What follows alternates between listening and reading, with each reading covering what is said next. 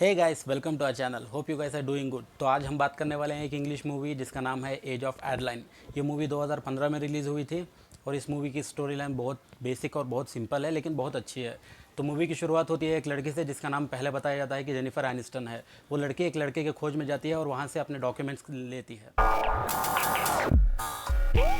की शुरुआत होती है जेनिफर एनिस्टन से, जो एक लड़के की खोज में जाती है क्योंकि उसके पास उसके नकली डॉक्यूमेंट्स बनवाने होते हैं। और नकली डॉक्यूमेंट्स लेने के बाद वो लड़के से कहती है कि तुम्हें पता है ना ये जुर्म है। तो वो लड़का घबरा जाता है और कहता है कि क्या आप पुलिस वाली हो। तो जेनिफर कहती है कि नहीं, मैं पुलिस वाली नहीं, अगर पुलिस वाली होती तो तुम अब तक जेल के पीछे होते। तो उस लड़के से अपने डुप्लीकेट डॉक्यूमेंट्स लेने के बाद जेनिफर निकलती है अपने ऑफिस के लिए। ऑफिस में जाने के बाद उसके कोलीग्स उसको कहते हैं कि ये थोड़े वीडियो फाइल्स हैं, तुम इसको स्टोर रूम में रख दो। फिर वो स्टोर रूम में अपने वो वीडियो फाइल्स लेकर स्टोर रूम में जाती है।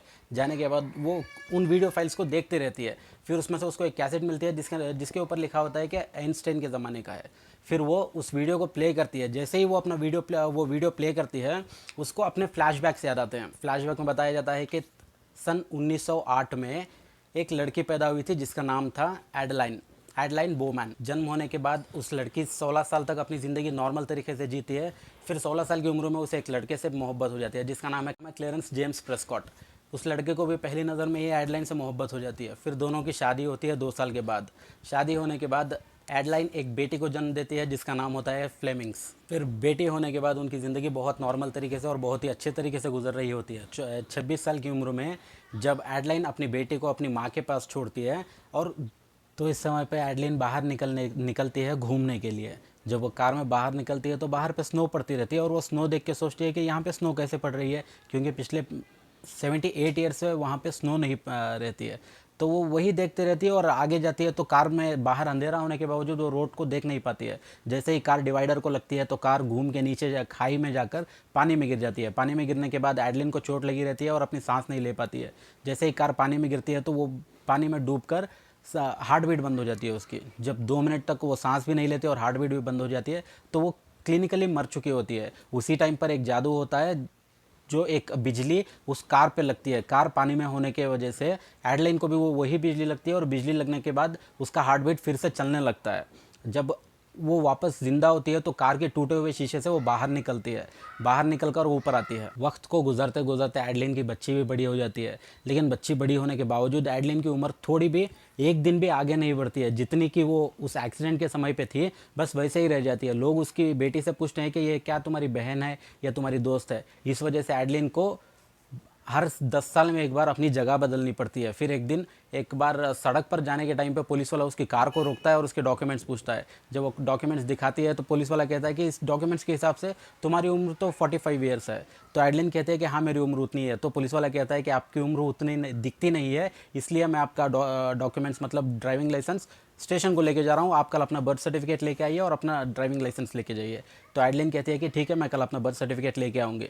जैसे ही पुलिस वाला वहाँ से निकलता है, एडलिन अपने घर को जाती है। घर को जाकर अपना सारा सामान पैक कर कर वहाँ से मूव कर देती है।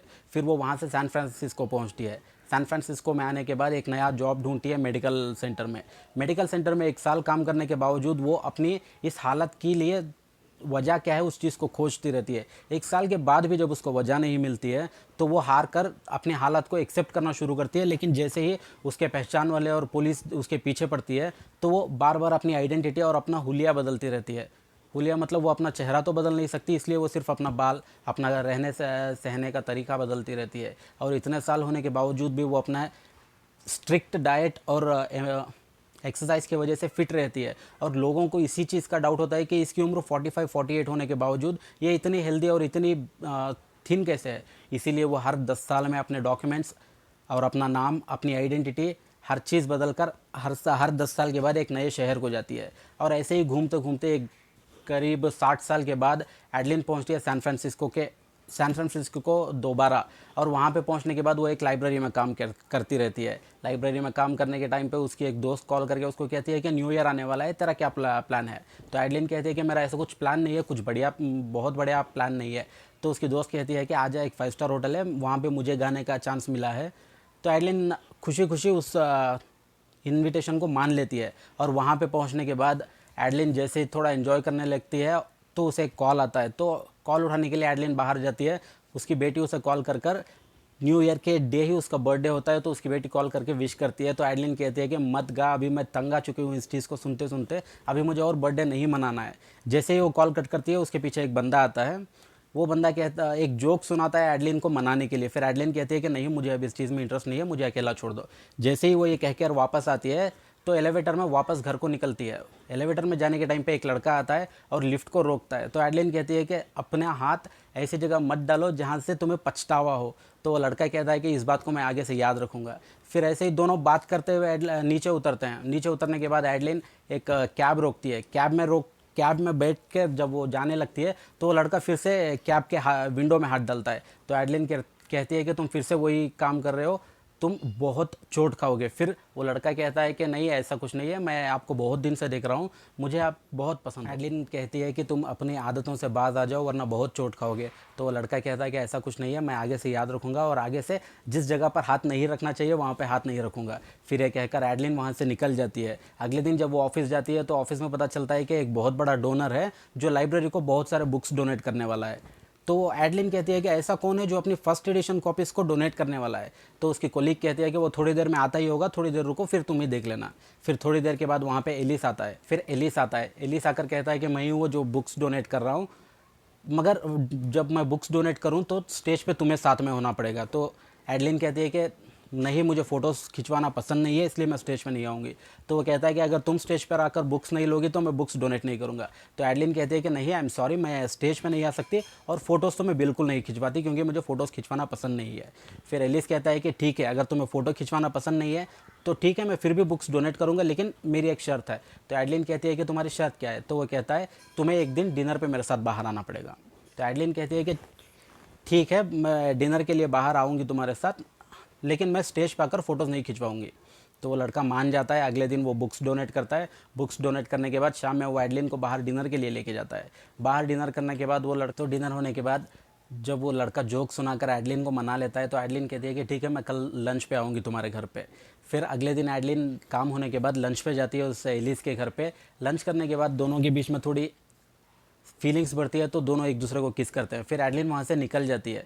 निकलने के बाद वो अगले दिन ऑफिस को जाती है। ऑफिस से आने के टाइम पे जब वो घर की तरफ आ रही होती है, तो उसको एक चेयर के बगल में अपना पति खड़ा हुआ दिखता है। वो देख के उसकी आंखों में आंसू आ जाते हैं। फिर वो वापस घर पे जाती है, तो घर पे जाकर देखती है कि उसका एक पालतू कुत्ता था जो बहुत प्यारा था, वो कुत्ता मर चुका है। फिर जब वो उस फीलिंग से गुजर रही होती है और बाहर निकलती है थोड़ी हवा खाने के लिए, उस टाइम पे वहाँ पर एलिस आ जाता है। तो एडलिन कहती है कि मैं एक वजह है जिस वजह से मैं लोगों को अपने घर का पता नहीं देती। मैंने तुम्हें कहा था कि मैं मिलूंगी जब मिलना है, तुम यहाँ पर क्यों आए? तो वो कहता है कि नहीं, मुझसे रहा नहीं गया, मैं तुमसे मिलना चाहता था। तो एडलिन कहती है कि हम दोनों के बीच कुछ नहीं हो सकता, मैं ये शहर छोड़ के जा रही हूँ, बस जो भी था यहाँ तक ही था। ये सुनकर एलिस थोड़ा बुरा मान जाता है। जो फ्लावर्स लेके आया होता है एडलिन के लिए, वो किसी और को देकर वो चला जाता है। एडलिन भी एक बार मुड़कर देखती है कि वो चला गया है या वहीं पे है। जब वो देखती है कि वो चला गया, तो एडलिन भी घर को चली जाती है। घर पे जाने के बाद एडलिन अपनी बेटी से कहती है कि मैं घर मूव कर रही हूँ, मैं अब सैन फ्रांसिस्को छोड़ के दूसरे शहर में जाने वाली हूँ। तो उसकी बेटी कहती है कि कब तक भागती रहोगी माँ, अभी रुको, कितनी दूर भागोगी? तो एडलिन कहती है कि नहीं, मैं यहाँ पे नहीं रह सकती, एक लड़का है जिससे मुझे मोहब्बत हो चुकी है। तो उसकी बेटी कहती है कि तो अच्छी बात है, तुम कब तक भागती रहोगी? तुम उसको अपने दिल की बात बताओ, उसको बोलो कि ऐसा ऐसा है। फिर एडलिन कहती है कि नहीं, वो नहीं हो सकता। तो उसकी बेटी कहती है कि आप भागना बंद करो माँ, मेरी भी उम्र हो चुकी है, कब तक तुम भागती रहोगी और कब तक मैं तुम्हारे पीछे आती रहूँगी? तो एडलिन कहती है कि ठीक है, मैं इस बारे में सोचती हूँ। फिर अगले दिन एडलिन एलिस के घर के पास जाती है और सिक्योरिटी को कहती है कि मैं उससे मिलने आई हूँ। तो सिक्योरिटी कॉल में एलिस से बात करता है और एलिस से बोलता है कि एक लड़की आई हुई है जो आपसे मिलना चाहती है। तो एलिस कहता है कि मैं नहीं आऊँगा। तो एडलिन कहती है कि मैं उसको कल डिनर पे लेके जाऊँगी अगर वो आएगा तो एलिस कहता है कि ठीक है, लेकिन कहाँ पे लेके जाएगी? तो एडलिन कहती है कि ऐसी जगह पे जहाँ पर अब तक वो गया नहीं है। तो ये सुनकर एलिस कहता है कि ठीक है, मैं आ रहा हूँ बोल के। फिर नीचे आने के बाद दोनों बात करते हैं। एडलिन उससे माफ़ी मांगती है और दोनों अपने अपने घर चले जाते हैं। अगले दिन जब एडलिन एलिस को मिलती है और डिनर डेट के लिए बाहर लेके जाती है, तो एलिस कुछ ऐसी जगह लेके जाती है जो बंद रहता है जगह। तो एलिस को बाहर लेके जाती है डिनर डेट पे, और डिनर डेट पे ऐसी जगह लेके जाती है जहाँ पर वो लड़का कभी गया नहीं होता है। फिर वो अंदर देखता है और कहता है कि क्या तुम्हें लगता है मैं कभी वॉक इन थिएटर नहीं देखा हूँ?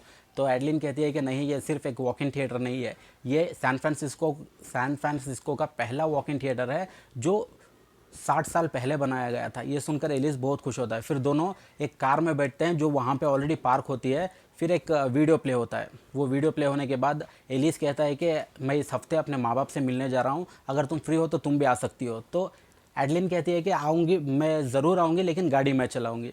तो एलिस कहता है कि ठीक है, मुझे कुछ प्रॉब्लम नहीं है। फिर दोनों निकलते हैं और एडलिन एडलिन बहुत गंदे तरीके से और बहुत फास्ट गाड़ी चलाती है। ऐसा लगता है कि दोनों मर जाएंगे एक दिन। फिर वो दोनों वहाँ से निकलते हैं और घर पहुँचते हैं। घर पहुँचते ही जब एडलिन घर में अपना एलिस की माँ और बहन से मिलती है, बहन से मिलने के बाद एलिस का बाप किचन से आता है और देखता है कि मैंने इसको कहीं देखा है। जैसे ही वो अपने आप को जेनिफर कहती है तो उसका बाप कहता है कि नहीं, तुम एडलिन हो। तब एडलिन कहती है कि नहीं, एडलिन मेरी माँ का नाम है। तो एलिस का बाप, जिसका नाम विलियम्स है, वो कहता है कि नहीं, इतने कैसे शक्ल मिल सकती है। तो एडलिन कहती है कि नहीं, वो भी 60 साल पहले सैन फ्रांसिस्को में थी।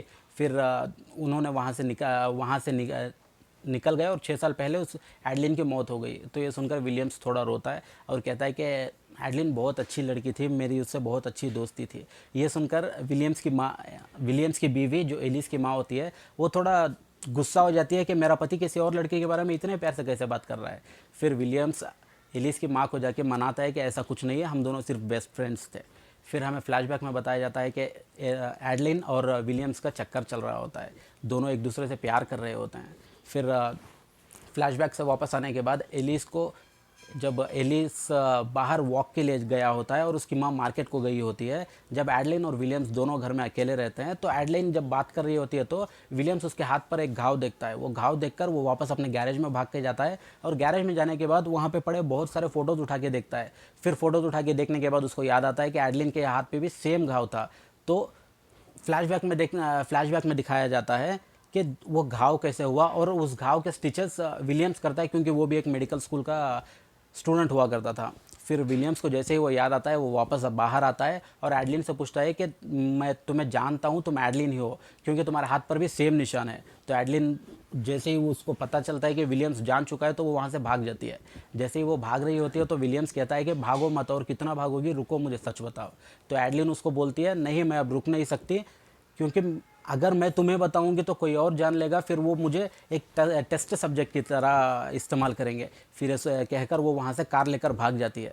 जैसे ही एलिस वापस घर को आता है तो विलियम्स को दारू पीते हुए देखकर वो पूछता है, क्या हुआ पापा, क्या हो गया, एडलिन क्यों नहीं दिख रही है। तो विलियम्स कहता है कि एडलिन बाहर चली गई, उसने कहा कि अब तुमसे कुछ रिश्ता नहीं रखना। तो जैसे ही वो अपने रूम में जाता है और देखता है कि वहाँ पे बहुत सारी चीज़ें एडलिन की जो थी वो सारी वो लेके चली गई है, सिर्फ एक नोट रख के गई है जिसमें लिखा होता है, आई एम रियली सॉरी, हम दोनों ये कंटिन्यू नहीं कर सकते बोल के लिखा होता है। फिर वहाँ से एलिस नीचे आता है और अपने बाप से पूछता है कि तुम दोनों में क्या बातचीत हुई। तो उसका बाप कहता है कि नहीं, कुछ ज़्यादा बातचीत नहीं हुई। फिर जैसे ही एलिस नीचे आकर कार की कीज ढूंढता रहता है तो उसका विलियम्स पीछे आता है। विलियम्स आकर पूछता है कि तुम जेनिफर से कितनी मोहब्बत करते हो। तो एलिस कहता है कि मैं बहुत मोहब्बत करता हूँ उससे। फिर ये कहने के बाद विलियम्स उसको अपनी कार की चाबी देता है और एलिस कार की चाबी लेकर निकलता है। जैसे ही वो जा रहा होता है तो रास्ते में देखता है कि एक कार का एक्सीडेंट हुआ है। फिर वो वापस मुड़कर देखने पर पता चलता है कि वो उसके डैड की कार थी। फिर वो वहीं पे अपनी कार रोककर वापस कार के पास आता है तो देखता है कि जेनिफर का एक्सीडेंट हो चुका है और वो रोड पर पड़ी हुई है। देखता है ठंड और पानी में गिरने की वजह से उसकी हार्ट बीट रुक चुकी है और उसके सांस नहीं चल रही है। फिर वो इमरजेंसी सर्विसेज को कॉल करता है। इमरजेंसी सर्विसेज वहाँ पर आकर उसको चेक करते हैं और देखते हैं कि उसकी हार्ट बीट रुक चुकी है। इसके बाद वो डिफिब्रिलेटर से उतनी ही एनर्जी यूज़ करते हैं जितनी उस बिजली से एनर्जी पैदा हुई थी। फिर करते हैं डिफिब्रिलेटर जब यूज़ करते हैं तो उसकी हार्ट बीट और उसके जीन्स नॉर्मल रिएक्ट करना शुरू करते हैं, जैसे हर नॉर्मल इंसान का रिएक्ट करते हैं। फिर इसके बाद उसको हॉस्पिटल में एडमिट किया जाता है। जब हॉस्पिटल में रहती है तो एलिस पूछता है कि तुम भागी क्यों थी। तब एडलिन एलिस को बताती है कि उसका नाम एडलिन है और वो 100 साल पुरानी है और उसका हार्ट और उसके जीन्स के कुछ इश्यूज़ थे जिसकी वजह से उसकी उम्र हुई नहीं है और जितनी उम्र की थी वो उस एक्सीडेंट के टाइम पे उतनी की रही है। फिर एलिस उस बात को सुनकर चौंक जाता है और वो कहता है कि मुझे थोड़ा टाइम दो, और वो बाहर जाता है। इतने में एडलिन की बेटी आती है जो बहुत बूढ़ी हो चुकी है। वहाँ पे आने के बाद वो जब एलिस अंदर आता है तो वो कहती है कि मैं एडलिन की दादी हूँ, जेनिफर की दादी हूँ। तो एलिस देखता है, एलिस को डाउट होता है कि ये कैसे दादी हुई जबकि ये एडलिन खुद 108 साल की है। तो एडलिन कहती है कि नहीं, ये मेरी बेटी है। वो सुनकर वो हंसता है। फिर देखती है एडलिन की बेटी फ्लेमिंग्स एडलिन को देखती है और कहती है कि तुमने सच बता दिया। तो एडलिन कहती है कि हाँ सच बता दिया, और वो मान भी लिया है। फिर ये होने के बाद एडलिन डिस्चार्ज होती है और घर को जाती है। घर पे जाने के बाद विलियम्स बताता है कि उसकी शादी को भी बहुत साल हो चुके हैं और दोनों एक दूसरे से बहुत मोहब्बत करते हैं। तो अब उसके दिल में एडलिन के लिए उतनी कुछ फीलिंग्स नहीं है, वो बस एक दोस्त मानता है। ये सुनने के बाद एडलिन खुश होती है और वहाँ से एलिस और एडलिन वापस निकल जाते हैं। और वापस आने के बाद फिर एक डिनर के लिए निकलते हैं दोनों। जब निकल रहे होते हैं तो एलिस और फ्लेमिंग बाहर बात कर रहे होते हैं। जब एडलिन रेडी हो रही होती है तो मिरर में देखती है कि उसके चेहरे पर थोड़े रिंकल्स और सफ़ेद बाल आ रहे हैं। ये देखकर वो बहुत खुश होती है कि अब उसकी एज नॉर्मली होने लगी है। बस मूवी यहीं पे ख़त्म होती है। अच्छी थी, एक बार आप भी देखिए, मूवी देखिए, बहुत अच्छी लगेगी मूवी आपको। मूवी में कुछ फीलिंग्स बहुत अच्छे से बताए गए हैं जो मैं आपको वीडियो में बता नहीं सकता। मूवी में बहुत सारी चीज़ें हैं। वो मूवी में बताया जाता है कि 108 साल जीने के बाद उसको कैसा फील होता है, 108 साल अपनी उम्र बिना गुजरे वो कैसे गुजारती है और उसके अंदर क्या चल रहा होता है। और बहुत अच्छी तरीके से एक्टिंग भी की गई हुई है। और मूवी में बताया जाता है कि अब जो लोग कहते हैं कि मैं मरना नहीं चाहता हूँ, मैं बहुत लंबा जीना चाहता हूँ, जब कोई जीता है और जब उसके प्यारे इंसान, प्यारे लोग अपनी आंखों के आगे मरते हुए देखता है तो बहुत तकलीफ होती है। इस मूवी को बहुत बढ़िया तरीके से बताया गया है, तो एक बार जरूर इस वीडियो में हमारे साथ जुड़े रहने का आप सभी का थैंक यू। इस वीडियो को लाइक कीजिए, कमेंट्स कीजिए, शेयर कीजिए और इस चैनल को सब्सक्राइब कीजिए। और साथ में कमेंट में गेस कीजिए कि अगला वीडियो क्या हो सकता है। Thank you very much guys.